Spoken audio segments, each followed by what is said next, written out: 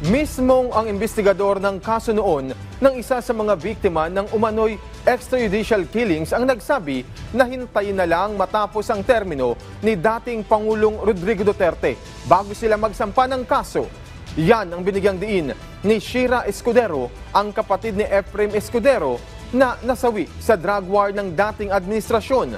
Sa programang Mike Abby Live, sinariwa ni Shira ang sinapit ng kanyang kapatid noong Setyembre ng 2017. Papunta sana niya ang kanyang kapatid sa kanilang repair shop noon sa Laguna. Pero hindi na nakarating at nakita na lang ang wala ng buhay na katawan nito sa Angeles, Pampanga.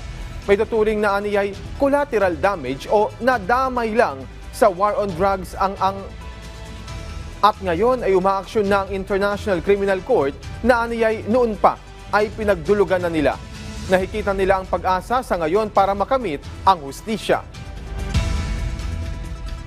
Para po sa aming mga pamilya ng mga EJK victim, yung ICC investigation po ay parang liwanag sa gitna ng dilim.